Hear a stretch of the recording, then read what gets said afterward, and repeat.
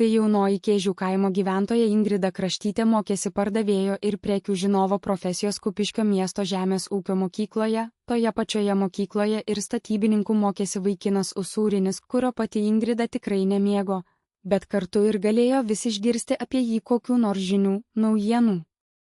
Juk po mokyklą naujienos sklinda nevaržomai. Tad kaip kad anąsyk, taip ir šįkart pastaroji Kėžietė Ingrida vėl šią naujieną išgirdo klasėje iš vienos savo klasiokės merginos, kuri artimai draugavo su vienu iš statybininkų vaikinų.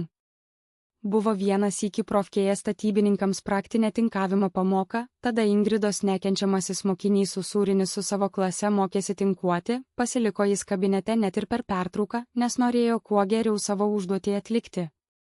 Ir tada pakurstytas niekingojo klasioko Vaidelio, čia netikėtai atėjo kitas jų nedraugiškas klasiokas, šlykštusis Mariekas, lydimas dviejų sėbrų, Zeko ir Šako.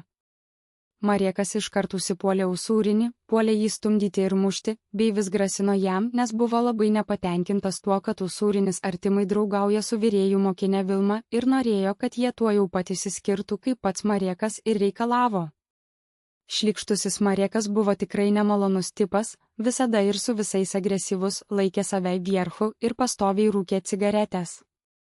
O Usūrinis iš pradžių dar laikėsi prieš jam daromą spaudimą, nenorėjo pasiduoti ir skirti su Vilma, bet galop visgi jis buvo paveiktas. 2004 metų lapkritis, tai štai kaip atrodė tas klasiokų pokalbis kabinete, kur mokiniai dirba. Tinkavimo kabinete tvyrojo drėgnas kalkių, cemento ir džiūstančio skiedinio kvapas. Trečiakursis mokinys Usūrinis kumštis stovėjo prie sienos su mentelė rankoje, bandydamas išlyginti kampą. Pertraukos tyla truko neilgai. Durys staiga atsidarė su trenksmu ir į kabinetą, vedami klastingai besišypsančio Vaidelio, įžengė 3 vaikinai. Priekyje ėjo šlykštusis Mariekas, tarpdantis sugniaužęs smilkstančią cigaretę, o jam už nugaro šiepėsi Zekas ir Šakas. Mariekas priėjo tiesiai prie Usūrinio, įžūliai išpūtė dūmus jam tiesiai į veidą ir stipriai pastūmė į krūtinę, kad mentelė iškrito iš rankų ir nukrito ant grindų. Ką tu čia pisi visiems protą, Usūrini? Įsiutęs rėžė Mariekas. Tau aiškia lietuvių kalba buvo pasakyta, kokios čia taisyklės galioja. Tu vis dar vaidini drąsuolį ir nevykdai to, ką tau sakom. Ko tu nori, Mariekai? Aš tiesiog baigiu užduoti, bandė ramiai, bet virpančių balsu atsakyti Usūrinis, besitraukdamas atgal, kol nugara rėmėsi į ką tik nutinkuotą sieną. Aš tau pasakysiu, ko aš noriu. Suriko Mariekas, sugriebdamas Usūrinį už švarko atvartų ir jėga jį krestelėdamas. Tu vis dar su pirmakurse virėja Vilma triniesi. Kas čia per užsispyrimas ne vietoje? Kiek galima kartoti, kad tai jau baigta? Drįsti įžūliai nepaklūsti savo klasiokų padarytam sprendimui. Tu su ja nebūsi, supratai? Tai tęstis nebegali, tu manęs nesinervink, blet. Mes patys nuspręsim, dar bandė priešintis Usūrinis, nors jo balsas jau išdavė baimę. Šis pasipriešinimas Marieką galutinai įsiutino.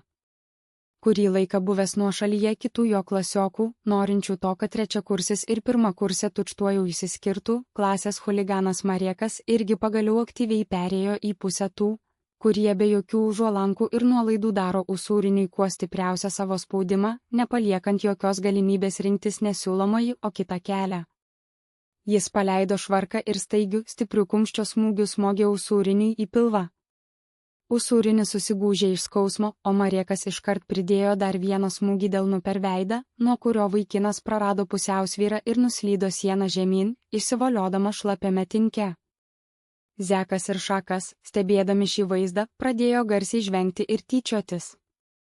Žiūrėk, Šaka, statybininkas pats tapo sieną. Garsiai rėkė Zekas, rodydamas pirštu. Tu pažiūrėk į jį, tinke įsivoliojęs kaip koks bomžas. Romeo, blet. Eik, pasirodyk Vilmutei, koks gražus dabar esi. O koks meistras, koks meistras. Šaipėsi Šakas, spirdamas kojos galų į ant grindų nukritusią Usūrinio mentelę, kad ši nuskriejo į kabineto kampą. Jau gal geriau tave patį čia užtinkuojam, bent naudos bus mokyklai. Ką tu prieš vierchą šokinėji, nuliuk tu. Vilmos jam reikalai, matai. Tu tuoj išvis iš šitos profkės išskrisi, jei durnių jungi. Mariekas pritūpė prie ant žemės sėdinčio, susigūžusio usūrinio, sugriebė jį už plaukų, priversdamas pakelti galvą ir pro dantis iškošė paskutinį perspėjimą: klausyk manęs, įsimylėjėli. Tai buvo paskutinis kartas, kai aš su tavim šitaip kalbuosi. Jei dar kartą pamatysiu tave šalia jos, šalia pirmakursės blondinės, tu čia nebevaikščiosi. Tu dabar pats susirandi ją ir pasakai, kad viskas baigta. Supratai mane? Supratai, klausiu? Mums jau atsibodo laukti, kada tu tą išsiskyrimą padarysi, savo dėlsimų, neveikimų tik klasiokams tampyt nervus te moki. Usūrinis, visiškai palaužtas fizinio smurto ir spaudimo, sunkiai nurijo seilės ir tik nežymiai linktelėjo galva. Pasipriešinimų jėgų nebebuvo, Marieko agresija ir sėbrų patyčios padarė savo. Klasiokai jį įveikė. Va ir šaunuolis. Nusileidai? Pamoka tau baigta, numetė žodžius Mariekas, pakilo, numetė savo cigaretės nuorūką tiesiai į tinko kibirą ir kartu su Zeku bei Šaku, vis dar garsiai besijuokdami, paliko kabinetą. Vaidelis patenkintas tylėdamas nusekė iš paskos. Usūrinis liko sėdėti ant grindų tarp cemento dulkių, purvinas, emociškai sugniuždytas ir kol kas kūnu visas net virpėdamas nuo patirto iš klasiokų pusės stipraus streso. Tuo metu viduje jis jautė visišką kapituliaciją.